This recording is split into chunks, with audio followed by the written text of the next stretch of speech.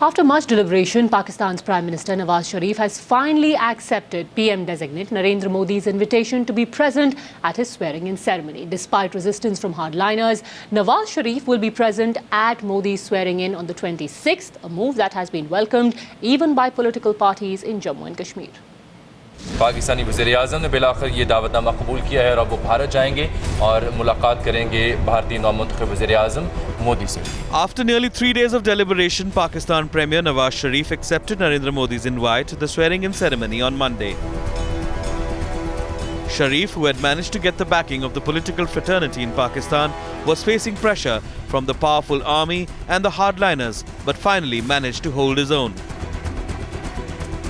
I am positive that since both the leaders have an economic agenda before them from their respective countries, and Prime Minister also wants that the peace must prevail in the region, especially in SAARC region.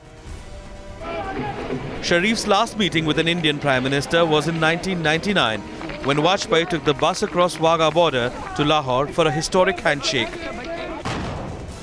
What followed was a war on the heights of Kargil and then a coup led by the general who led that conflict. This time, however, Sharif appears to be willing to make the extra stride, especially with the military taking a back seat.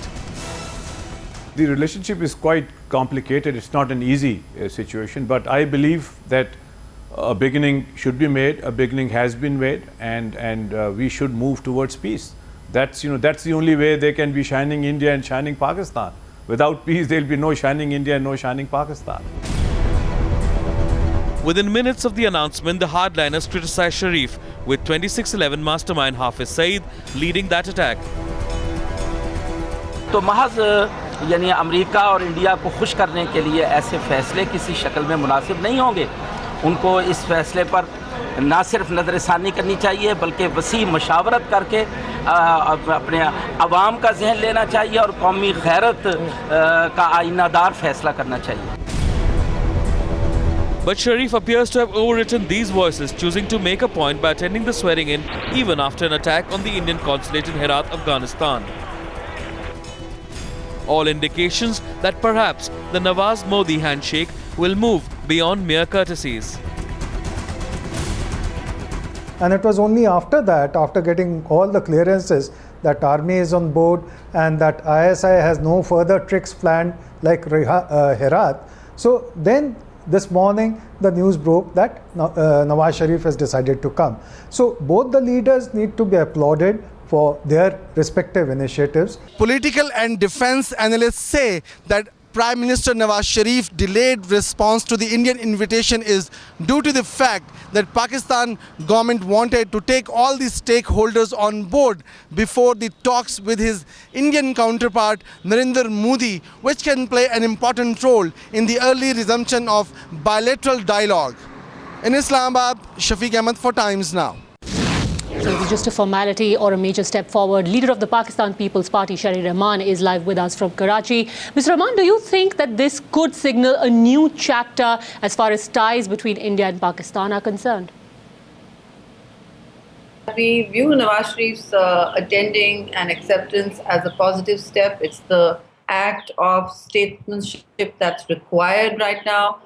Given that Mr. Modi has really taken the first step, it's important to respond and not be churlish, not reject it. And I think secondly, I wouldn't see it as a great leap for South Asia, but I would see it as a first step to a very important journey that could lead to seminal changes in the subcontinent. We will certainly be supporting it. There's a mainstream in Pakistan towards peace, and we hope that the next day's meeting leads to some agreement for a substantive and sustained dialogue which addresses both countries' concerns. Mr. Rahman, also, do you think that a major significance of this move is that it indicates that Nawaz Sharif has managed to override the pressure that was being brought upon him from hardliners and presumably also the Pakistani army? It's unimportant to know or speculate that he's overridden or given go-ahead. The point is that he's Pakistan's democratically elected prime minister. The world's got to start getting used to Pakistan making decisions through the political mainstream. And I think that is the spirit we take Mr. Modi's invitation in. He has actually gone obviously beyond the hardliner base that he came from. But again, it's very early days. So if both sides can really move past the right-wing, naysaying, xenophobic fringe, well, in our country it's a fringe, obviously in India it's there are bigger numbers for everything. If they can move past that, then I think there's, as I said, there's room to explore new constructs. There is not just an intellectual conversation. I mean, peace has got to be more than an intellectual pie in the sky.